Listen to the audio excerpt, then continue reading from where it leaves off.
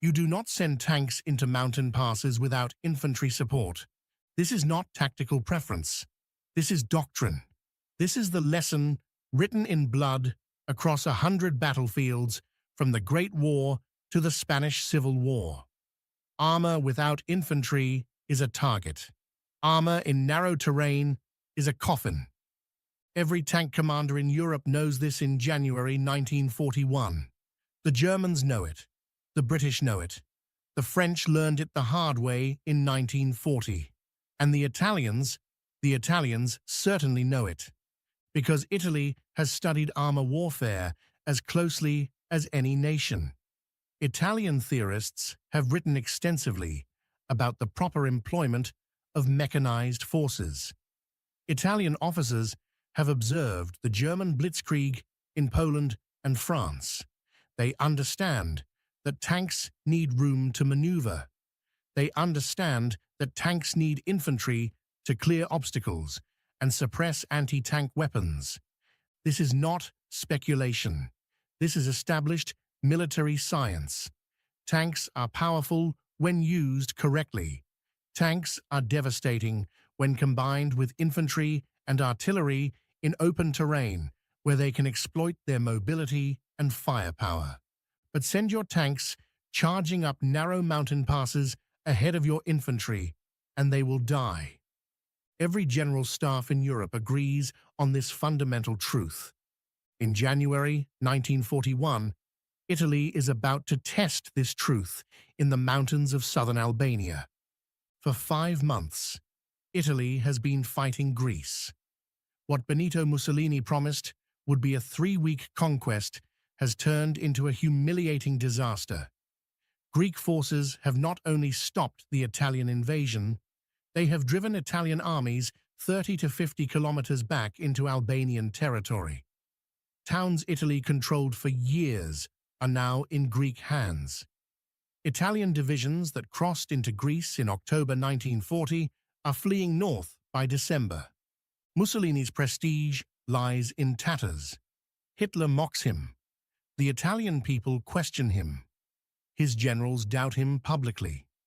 But Mussolini has a plan to restore Italian honor. A new offensive, new equipment, and at the center of this offensive, Italy's newest weapon, the M13/40 medium tank. The M13/40 is Italy's pride. It is the best tank Italy has ever produced. Delivered to Albanian ports in December 1940, fresh from Ansaldo factories in northern Italy, the M13/40 represents everything modern about Italian armor doctrine. It weighs 13.5 tons. It is powered by a 125-horsepower diesel engine, a technological innovation many nations have yet to adopt. Diesel engines offer longer range, lower fuel costs, and reduced fire risk compared to gasoline engines. This is genuinely advanced thinking for 1940. It carries a 47mm main gun capable of penetrating 45mm of armor at 500 meters. This gun is more powerful than the weapons mounted on most British cruiser tanks. It is sufficient to destroy any light or medium tank in the British or Greek inventory. The M13/40 has armor 30mm thick on the hull front and 42mm on the turret front. This is not heavy by German standards, but it is respectable. It is enough to stop machine gun fire and resist light anti-tank weapons at medium range. The tank features Italy's first hydraulically operated turret, full 360-degree traverse, a crew of 4, driver, machine gunner, commander, and loader. Maximum speed of 32 kilometers per hour on roads. But on paper, the M13/40 is a formidable weapon. Italian tank crews are confident. Italian commanders are optimistic. This is the tank that will finally give Italy the armored punch it needs to break Greek resistance. In late December 1940, dozens of M13/40 tanks are unloaded at Albanian ports and assigned to Italy's 131st Armored Division Centauro. Named after the mythological centaur, half man, half horse, the Centauro Division is Italy's premier armored formation. 4,000 men, multiple tank battalions supporting artillery and infantry. And now, equipped with brand new M13/40 tanks, the Centauro Division is ready to prove Italian armor doctrine in battle. Italian Supreme Commander Ugo Cavallero has identified the strategic objective: recapture Klisura Pass. Klisura Pass is a narrow mountain defile in southern Albania, approximately 1,000 meters elevation, located 20 kilometers north of the town of Klisura. The pass controls the road network connecting the Albanian interior to the port of Vlora. Whoever holds Klisura controls logistics for the entire Epirus sector. Greek forces captured Klisura in early January after weeks of grinding advances through Albanian mountains. Now, Italian forces must take it back. Cavallero's plan is straightforward. Use the M13/40 tanks of the Centauro Division to spearhead a counterattack. The tanks will advance through the pass, break through Greek defensive positions, and open the way for Italian infantry to recapture the surrounding heights. It is a bold plan. It requires armor to do what armor is designed to do: provide mobile firepower and shock action to shatter enemy defenses. There is one problem. Klisura Pass is not open terrain. It is a narrow mountain corridor. Steep slopes on both sides, rising at 40 to 60-degree angles. Limited maneuver space. A single road winding through the defile. Perfect ground for defenders with anti-tank weapons and artillery. Italian officers recognize this challenge. Some voice concerns. One staff officer points out that tanks advancing through such restricted terrain will be vulnerable to flanking fire from Greek positions on the heights above the pass. But Italian command is confident. The M13/40 is new. The M13/40 is powerful. The M13/40 has never been tested in battle. Surely, the shock of encountering Italian armor for the first time will demoralize Greek defenders. And there is political pressure. Mussolini demands results. The offensive cannot be delayed. On January 6, 1941, the Centauro Division moves into position opposite Klisura Pass. Greek intelligence observes the Italian build-up. Greek commanders recognize the threat. They understand that if Italian tanks break through at Klisura, the entire Greek advance into Albania could collapse. Greek Second Army Corps, commanded by Lieutenant General Dimitrios Papadopoulos, holds the Klisura sector. The corps consists of 3 infantry divisions: the 1st Infantry Division, the 11th Infantry Division, and the newly arrived 5th Infantry Division, composed primarily of Cretan troops rushed forward from reserve positions. These are not elite mechanized formations. These are Greek foot soldiers, farmers and shepherds mobilized in October. Men in their 20s, 30s, and 40s carrying bolt-action rifles and manning artillery pieces designed in the early 1900s. But these Greek soldiers have been winning since November. They stopped the Italian invasion at the Calamus River. They counterattacked and drove Italy back into Albania. They captured town after town through brutal winter, fighting in snow and ice. And now, in January 1941, they hold Klisura Pass. Greek defensive positions are anchored on the heights above the pass. Artillery batteries are positioned to cover the road. Machine gun nests overlook the approaches. Infantry trenches line the slopes. Greek artillery includes 75mm mountain guns and field pieces. These are not modern anti-tank weapons. They are indirect fire artillery designed to support infantry attacks. But Greek gunners have been fighting in these mountains for months. They know the ranges. They know the terrain. They know how to drop shells precisely where they are needed. On January 6th, Italian forces begin their attack. It is January 6th, 1941. Winter in the Albanian mountains.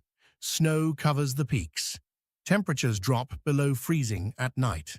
The roads are mud and ice.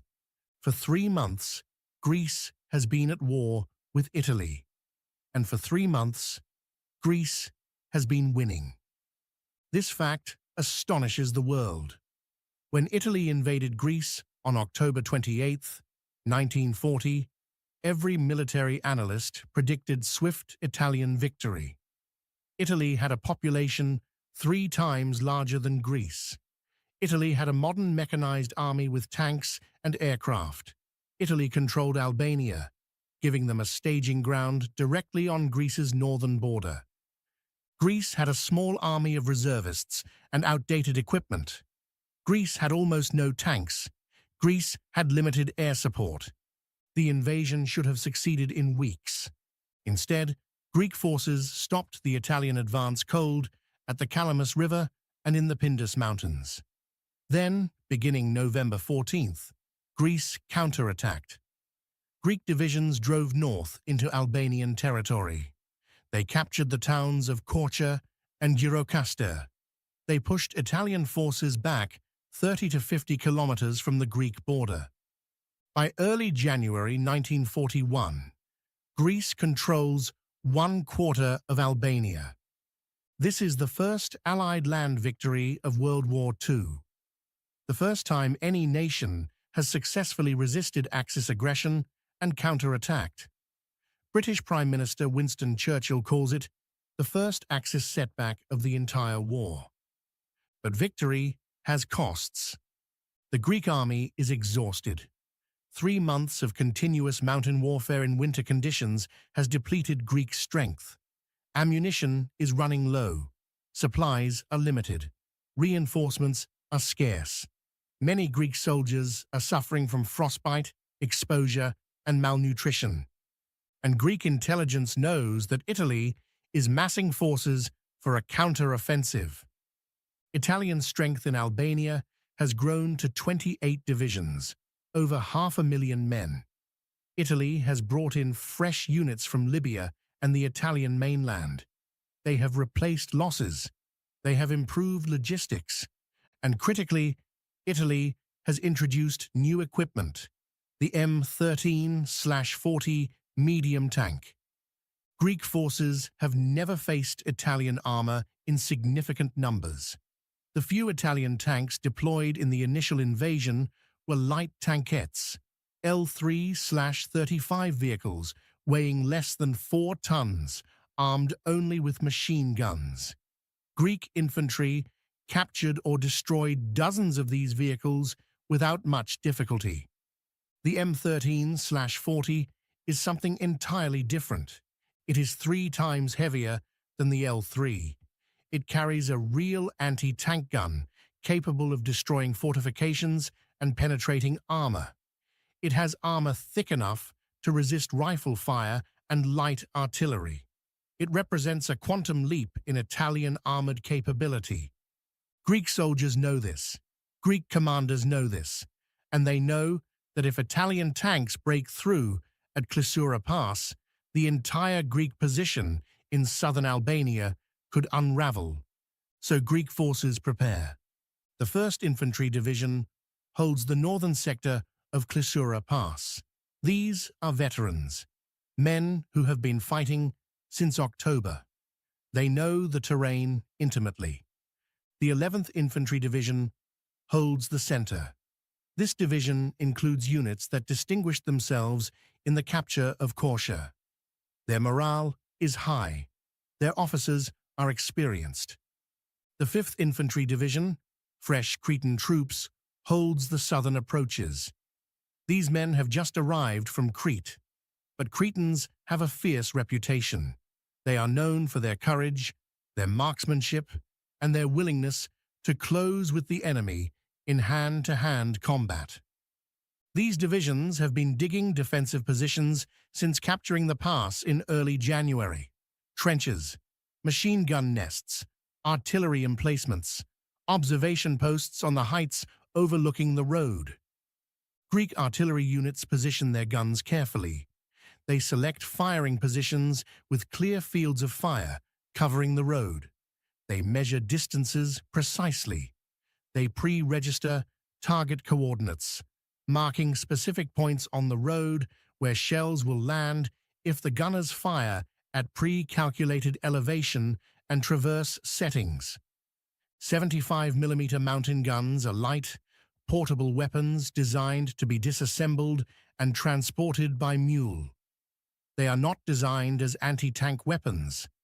They fire high-explosive shells in high arcs for indirect fire support. But Greek gunners understand that in narrow terrain, even indirect fire weapons can be deadly against armor.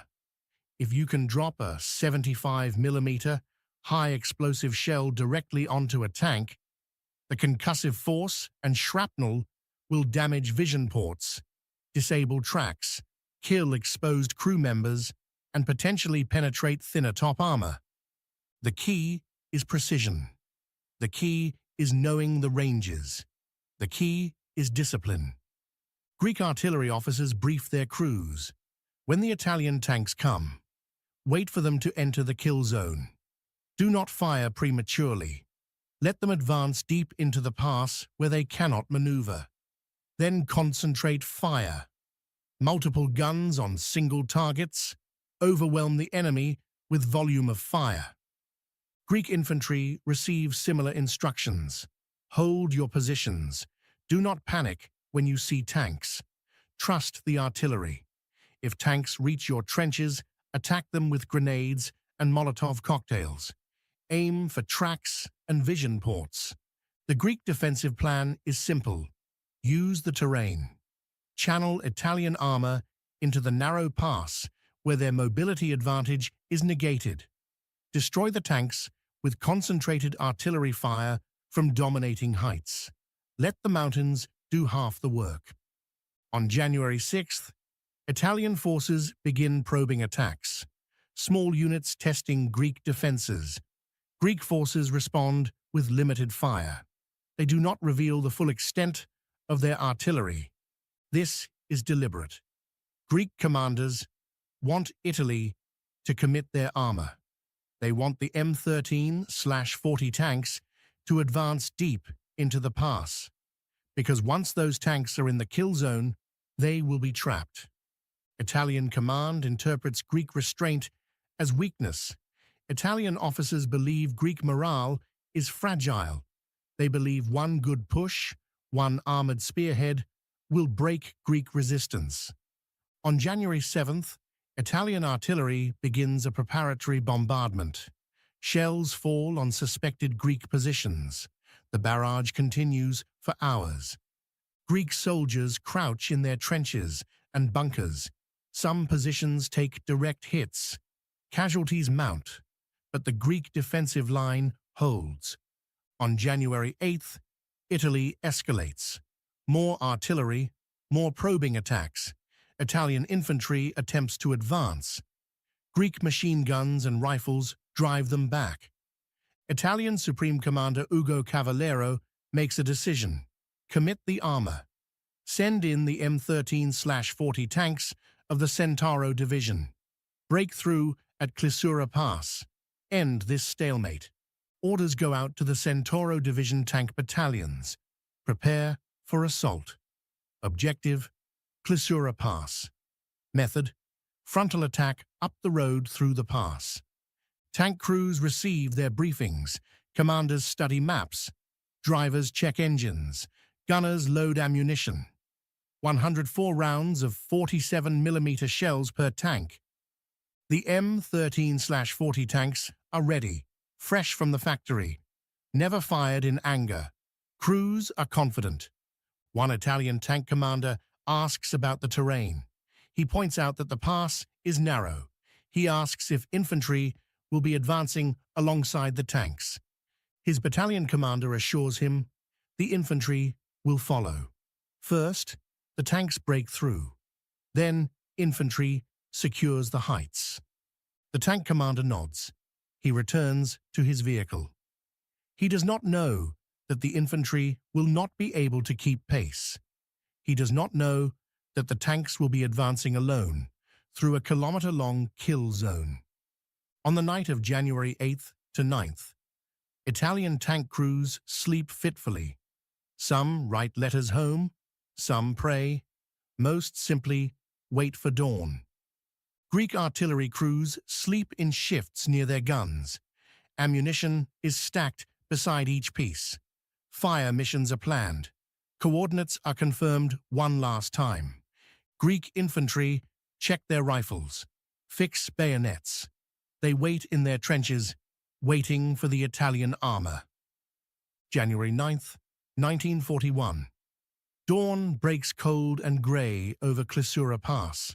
Fog lies in the valley. At 0600 hours, Italian artillery opens fire. Another preparatory bombardment. Shells scream overhead and detonate on Greek positions. At 0700 hours, the bombardment lifts. Silence falls over the pass. Greek soldiers tense. They know what is coming. At 0710 hours, the first M13/40 tanks of the 131st Armored Division Centauro begin moving forward.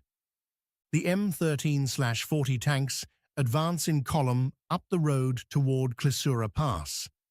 Think about what this looks like. A narrow dirt road carved into a mountainside, steep slopes rising on both sides. Visibility limited by terrain and morning fog. And into this constricted space, Italian armor drives forward in single file. The lead tank is commanded by a lieutenant, whose name has been lost to history. He sits in the cramped turret, head and shoulders exposed through the commander's hatch, scanning ahead with binoculars. The cold morning air bites at his face. The tank's diesel engine roars. 125 horsepower, driving 13.5 tons of riveted steel.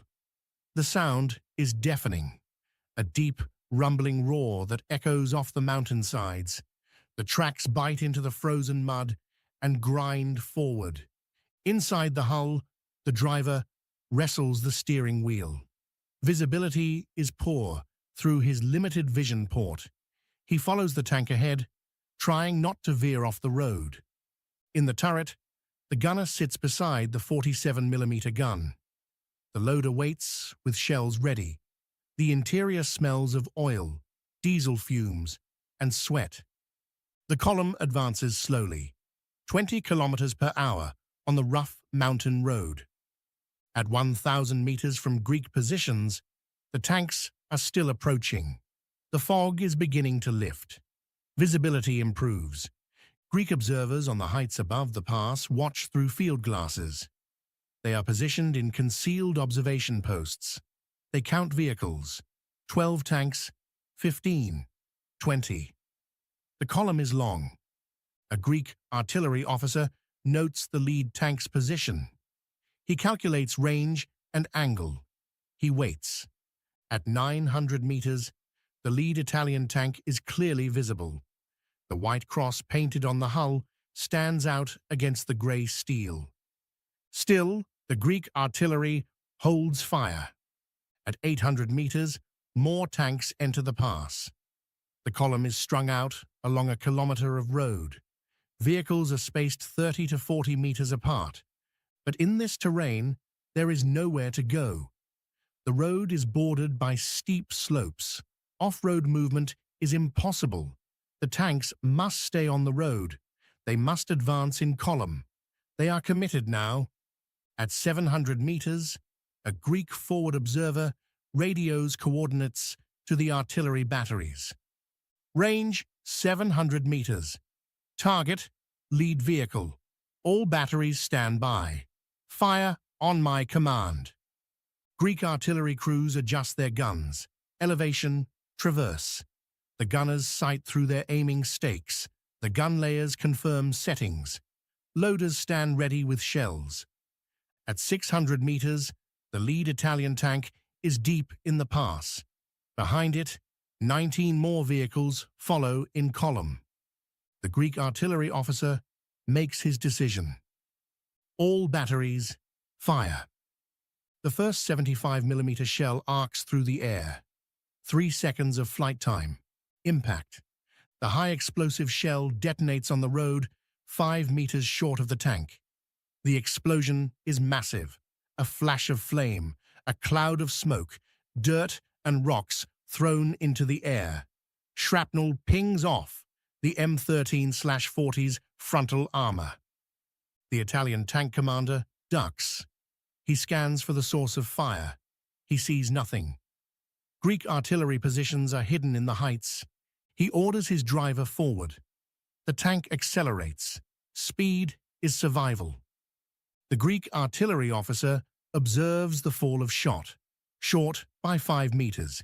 He calls a correction. Add 50 meters. All batteries fire for effect. Now all the Greek artillery batteries open fire together. 12 75mm guns positioned on the heights, firing as fast as crews can load. 6 rounds per minute per gun. 72 shells per minute falling on a kilometer of road. The sound is overwhelming. The guns bark and recoil. Spent shell casings clang. Loaders grab fresh shells, slam them into breaches. Gunners fire. The rhythm becomes mechanical. Load, fire, load, fire. The lead Italian tank takes a direct hit on the turret roof. The explosion is devastating. The blast tears away external equipment. The cupola hatch is blown off. Shrapnel rakes the turret top. The commander is killed instantly. His corpse slumps into the turret. Inside, the gunner is stunned by the concussion. Blood from the dead commander drips onto him. The loader is bleeding from shrapnel wounds. The driver cannot see through vision ports covered in smoke and debris. The tank slews sideways as the disoriented driver loses control. It stops, partially blocking the road. Behind it, the second tank tries to maneuver around the stalled lead vehicle. The road is barely wide enough for one tank. Another Greek shell lands directly in front of it. The explosion craters the road. The tank's right track runs into the crater and comes off the drive sprocket. The vehicle lurches to a halt, immobilized. The third tank is now blocked by 2 disabled vehicles. It cannot advance. It cannot retreat. There are 17 tanks behind it. Greek artillery shifts fire systematically. Now shells are falling along the entire length of the column. Italian tanks are trapped. Tank commanders button up their hatches. They order drivers to reverse. But reversing in column on a narrow mountain road is nearly impossible. The drivers cannot see behind them. Tanks collide with the vehicles behind them. Tracks slip on the icy road. Engines stall. Some Italian tank commanders try to turn their vehicles around.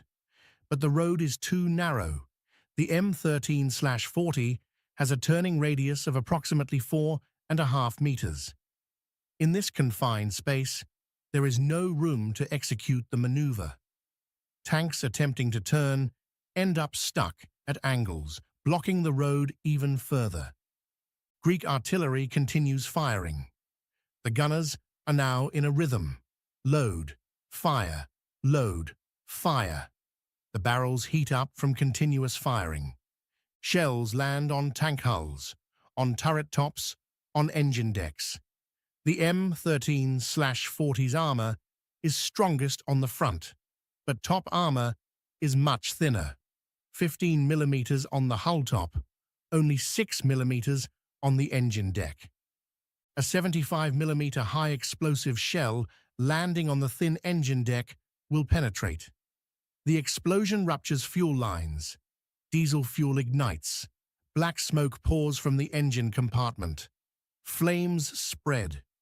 Crew members bail out. They leap from their burning tanks and run for cover. Some are cut down by Greek rifle fire.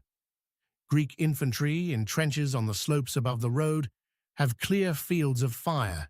They shoot at exposed Italian tank crews. Rifles crack. Machine guns chatter. The running Italian crew members drop one by one. One Italian tank commander near the rear tries to reverse carefully. Greek observers spot the movement. Artillery fire shifts. Shells bracket the reversing tank. A third hits directly on the turret. The tank stops immediately. Smoke pours from the turret hatches. The crew does not emerge. In the center of the column, an Italian tank crew decides to abandon their vehicle before it is hit. They pop the hatches and scramble out. All 4 crew members evacuate. They run downhill off the road. Greek infantry open fire. The running Italian crew members drop one by one. None reach cover. Some Italian tanks attempt to fight back. Turrets traverse. 47mm guns fire high explosive shells at suspected Greek artillery positions. But the Greek guns are positioned hundreds of meters above the road. The Italian tanks cannot elevate their guns high enough to engage targets on the steep slopes 300 meters above them. The M13/40's main gun has plus 20 degrees of elevation. To fire at positions 300 meters higher requires an elevation angle the gun mount simply cannot achieve. The geometry is impossible. Italian gunners fire anyway. Shells detonate against hillsides, but Greek artillery crews continue firing. They are dug in. They have overhead cover. The battle becomes a massacre. Italian tanks burn. Flames spread as ammunition inside the tanks begins to cook off. 47mm shells detonate inside burning tanks. Internal blasts blow turrets completely off the hulls. Turrets weighing over a ton are thrown meters into the air. Secondary explosions scatter debris across the pass.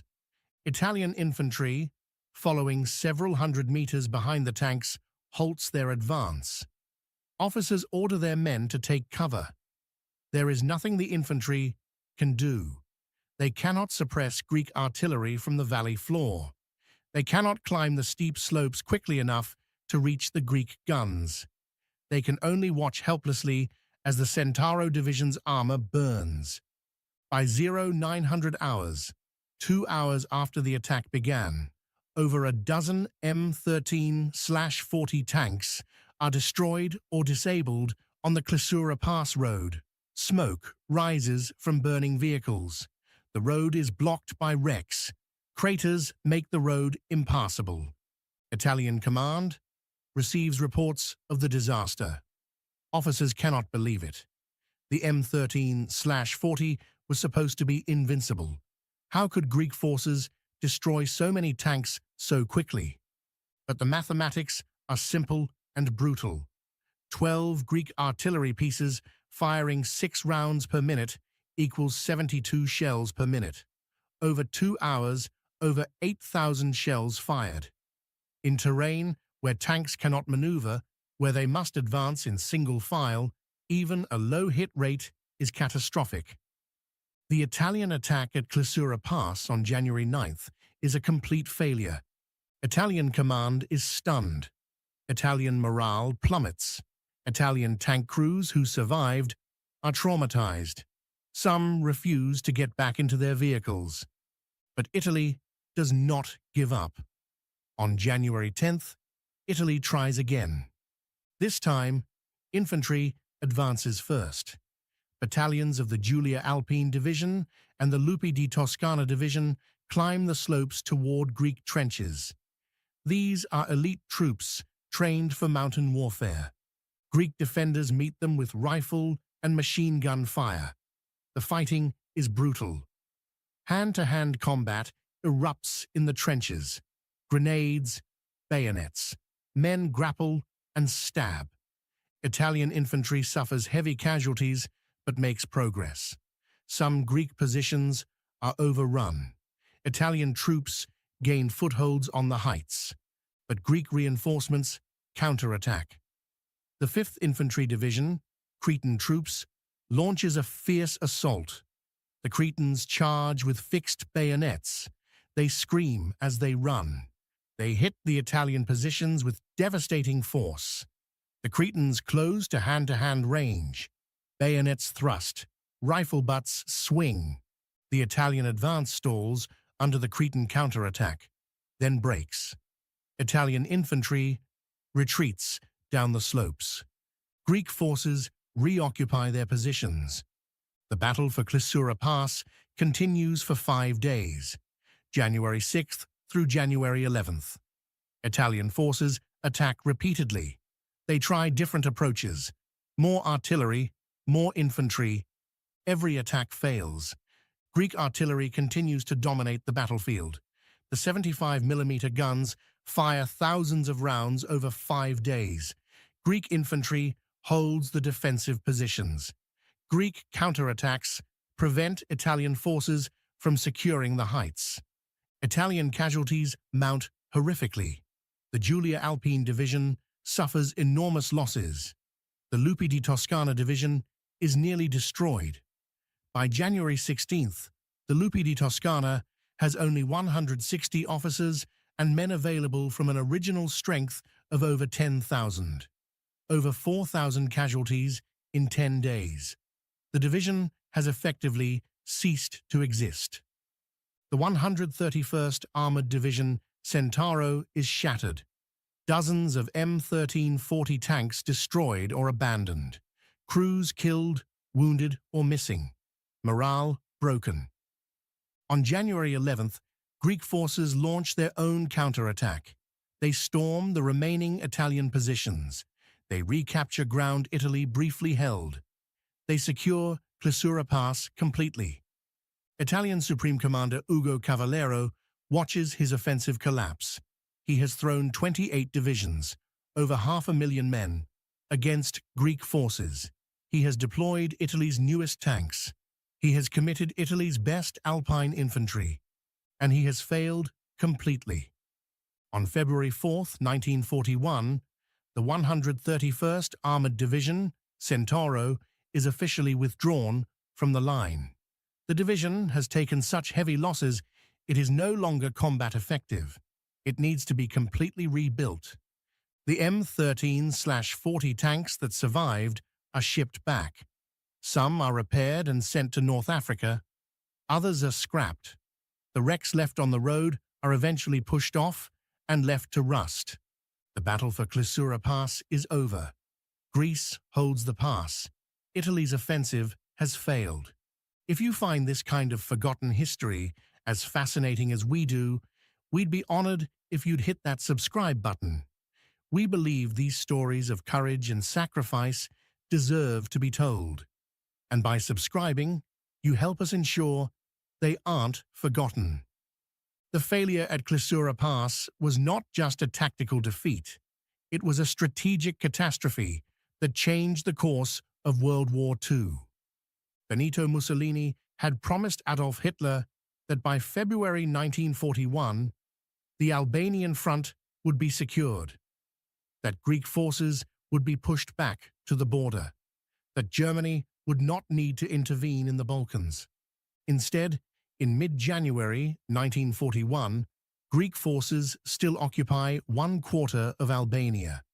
Italian divisions are shattered. The M13/40 tanks have been proven vulnerable. Italian morale has collapsed. Hitler is furious. Germany must now divert resources to bail out Italy. Wehrmacht divisions originally allocated for Operation Barbarossa, the invasion of the Soviet Union scheduled for May, must be reassigned to the Balkans. Operation Marita, the German invasion of Greece and Yugoslavia, is scheduled for April 1941. The planning requires significant preparation. German forces must be moved from Central Europe through Hungary and Romania. Supply lines must be established. Diplomatic arrangements with Bulgaria must be finalized. Airfields must be prepared for Luftwaffe units. All of this takes time, weeks, months. Operation Barbarossa had been meticulously planned for May 1941. Every aspect was timed to the weather. German forces needed the ground to be dry for their mechanized columns. They needed spring and summer to reach Moscow and Leningrad before winter set in. The entire German war plan depended on defeating the Soviet Union in a single campaigning season. The Balkan diversion delays Barbarossa by 4 to 5 crucial weeks. German forces finally invade the Soviet Union on June 22, 1941. Instead of having 5 months of good weather before winter, they have 4 months. Instead of launching in mid-May with the ground dry, they launch in late June. Wehrmacht divisions advance rapidly at first. They encircle enormous Soviet armies. They capture hundreds of thousands of prisoners. They advance hundreds of kilometers. By autumn, German forces are approaching Moscow. But they run out of time. German forces reach the outskirts of Moscow in early December 1941, just as the Russian winter hits with full catastrophic force. Temperatures drop to -20, -30, -40 degrees Celsius. German vehicles freeze. Engines will not start. Fuel gels. Weapons freeze. Supply lines collapse. The advance stalls within sight of Moscow. The Red Army counterattacks. The Germans are pushed back. They never capture Moscow. Many historians argue that those missing weeks in spring 1941 cost Germany the Battle of Moscow, and losing Moscow cost Germany any chance of defeating the Soviet Union quickly. The war in the East becomes a grinding war of attrition that Germany ultimately loses. The chain of causation runs through Klisura Pass. Italian failure at Klisura in January. German intervention in the Balkans in April. Delay of Barbarossa until late June. Failure to capture Moscow in December. German defeat in the East. History turns on small hinges. The Battle of Klisura Pass was one of those hinges. For Italy, the consequences were immediate and humiliating. The failure at Klisura demonstrated that Italian armor doctrine was fundamentally flawed, that Italian tanks were vulnerable without proper combined arms support, that Italian military planning was inadequate. Italian prestige never recovered. Mussolini's credibility was permanently destroyed. When Germany invaded Greece in April, Wehrmacht forces had to do virtually all of the fighting. Italian units played only supporting roles. The M13/40 tank, which had been Italy's hope for armored dominance, became a symbol of Italian military failure. The tanks that survived Klisura went on to fight in North Africa. There, facing British forces, the M13/40's weaknesses became even more apparent. The 47mm gun could not penetrate the heavy frontal armor of British Matilda infantry tanks. British 2-pounder anti-tank guns could penetrate the M13/40's side and rear armor at ranges exceeding 1,000 meters. The tank's reliability was poor. By late 1942, the M13/40 was completely obsolete. For Greece, Klisura Pass was a triumph. Greek forces had defeated Italy's best effort. They had destroyed Italy's newest tanks. They had held impossible ground against impossible odds. But Greek victory was bittersweet. The battle inflicted heavy casualties. Hundreds of Greek soldiers were killed. Thousands were wounded. Ammunition stocks were severely depleted. Greek divisions were exhausted after 5 months of continuous combat, and Greek commanders knew Germany was coming. When Germany invaded, Greece would face an enemy far more dangerous than Italy. When Germany did invade in April, Greek forces fought for 3 weeks before surrendering. The Wehrmacht was professional and overwhelming, but Greece extracted a price. German paratroopers suffered such catastrophic casualties in the conquest of Crete that Germany never attempted another large-scale airborne operation for the rest of the war, and the delay caused by the Balkan campaign may have cost Germany Moscow and ultimately the war in the East. The story of Klisura Pass is ultimately a story about men who refuse to break.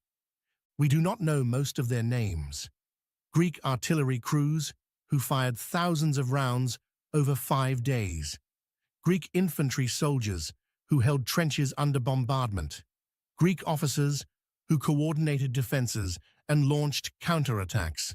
We know the units: the 1st Infantry Division, the 11th Infantry Division, the 5th Infantry Division from Crete, the 2nd Army Corps under Lieutenant General Dimitrios Papadopoulos. We know some names: Major General Alexandros Papagos, overall Greek commander, who visited the front during the battle. The Cretan soldiers of the 5th Division, who launched the final counterattack on January 11th. But most of the men who fought at Klisura Pass are anonymous: farmers from Thessaly, shepherds from Epirus, shopkeepers from Athens, men who were mobilized in October 1940 and sent to fight in Albanian mountains through a brutal winter. Many died there. Greek casualties at Klisura Pass included hundreds killed, thousands wounded. Artillery crews suffered from Italian counter-battery fire. Infantry units took losses from Italian bombardments. When Cretan troops launched their bayonet charge on January 11th, many did not return. They died with bayonets in their hands on Albanian soil, far from their island home. The Italian soldiers who died at Klisura were also men with names and families. Tank crews burned alive in their M13/40. Alpine infantry from the Julia Division cut down by Greek machine gun fire. Artillerymen killed by Greek counter-battery fire. Young men from Sicily and Tuscany and Lombardy who died far from home in mountains they had never heard of before the war.